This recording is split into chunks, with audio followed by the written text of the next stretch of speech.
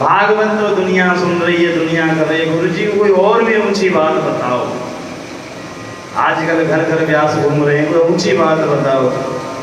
गुरु जी बोले अच्छा रामायण बताऊं, राम कथा सुनाऊं? अरे गुरु जी क्या राम कथा, बचपन से रामलीला देखनी पूरी याद है गुरु जी, कोई ऊंची बात बताओ। गुरु जी बोले भैया अच्छा चेला मिला, और क्या ऊंची बात बता मैं। गुरु जी बोले अच्छा गीता सुनाऊं? चेला कहने लगा वैसे तो गुरु जी गीता में कोई ऊंची बात नहीं है, पर ठीक है चलो आप गीता ही सुनाओ। गुरु जी बोले बेटा देखो आज मैं तुम्हें महात्म्य सुनाता हूँ गीता जी का। बोले हाँ गुरु जी महात्म्य सुनाइए। गुरु जी बोले सर्वोपनिषदो गावो दोग्धा गोपाल नंदन, सर्वोपनिषदो गावो दोग्धा गोपाल नंदन। गुरु जी बोले चेला से बेटा ये सारे जो उपनिषद हैं वो हमारे गाय हैं, और दोहने वाले कौन हैं इसे? भगवान कृष्ण। इस उपनिषद रूपी गाय का दूध निकालने वाले भगवान कृष्ण हैं। और ये गीता ज्ञान ही दूध है। उपनिषद रूपी गाय का दूध क्या है? गीता का ज्ञान। गुरु जी बोले चेला इस दूध को पीने वाला बछड़ा है अर्जुन, इस दूध को पीने वाला अर्जुन है। चेला ने इतनी सुनी, चेला बोलो वाह गुरु जी वाह, गुरु जी आपने तो आनंद कर दिए। गुरु जी बड़े खुश, बड़ा समझदार चेला मिला है, हर बात को इतने ध्यान से सुनता है, समझता है। गुरु जी पूछ लगे बेटा कोई शंका हो तो पूछ लो, कोई दिक्कत हो तो पूछ लो। चेला जी बोले अरे गुरु जी क्या दिक्कत, आप थोड़ा समझाते हो हम ज्यादा समझ जाते हैं।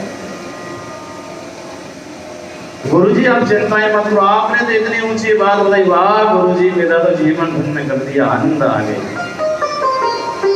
तो गुरु जी बोले यदि समझ में आया तो बताओ मैंने क्या समझाया। चेला बोला गुरु जी वैसे तो सारी बात समझ में आई, एक बात समझ में आई, आपने थोड़ा समझाया मैं पूरा समझ गया, पर एक कमी रह गई, एक बात समझ में नहीं आई। गुरु जी बोले क्या समझ में नहीं आई?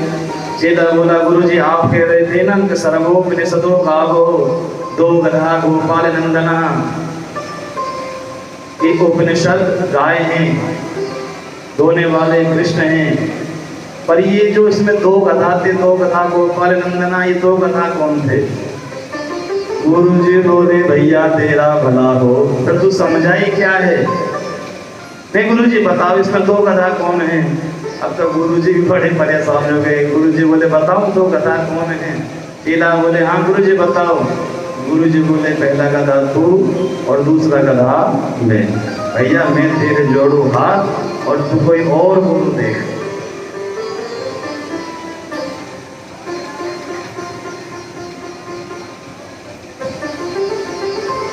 इसलिए जीवन में गुरु बनाना परम आवश्यक है।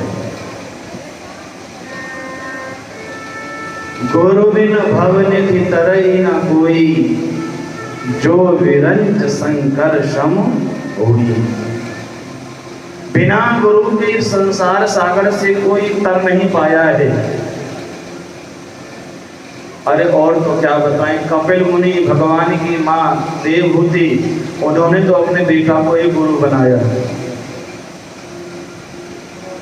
अब गुरु में ये भाव मत देखो कि ये मेरे पिता हैं या भाई हैं या पुत्र है, जहां से आपकी संतुष्टि हो जाओ वही गुरु है।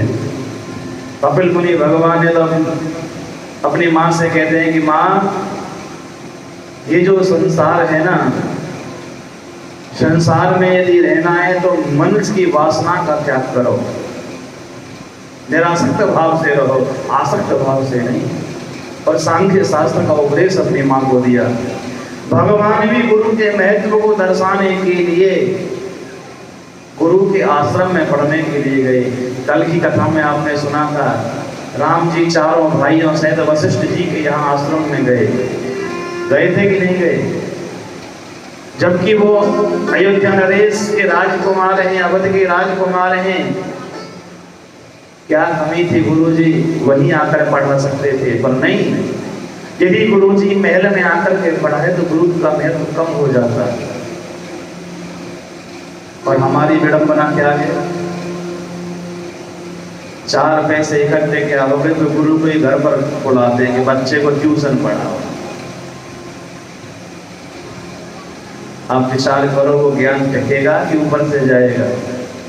फिर भी बच्चे पढ़ते नहीं हैं, क्यों? क्योंकि हम शास्त्र विरुद्ध मर्यादा के विपरीत कार्य कर रहे हैं।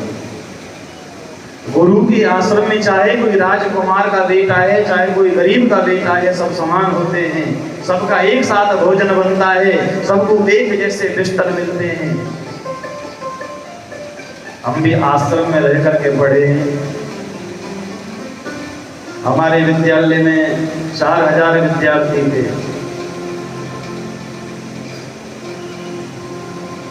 और 4000 विद्यार्थी जब एक साथ वेद मंत्र का उच्चारण करते थे तो कम से कम 1 किलोमीटर तक आवाज जाती थी और सबको इतना अच्छा लगता था।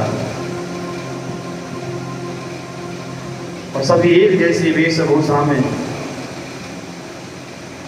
तो आनंद, वो दृश्य एक अलौकिक होता है। इसलिए जीवन में गुरु अवश्य बनाओ।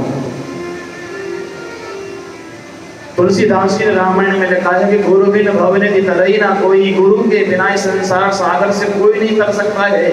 चाहे निरंज शंकर सम हुई, चाहे वो भगवान ब्रह्मा हो, चाहे भगवान शंकर हो, उन्हें में भी आकर के गुरु बनाए हैं।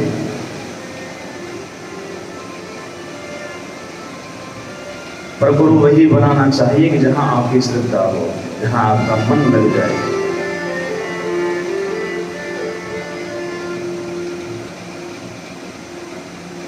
कल की कथा में आपने श्रवण किया, सुखदेव भगवान राजा परीक्षित से कहते हैं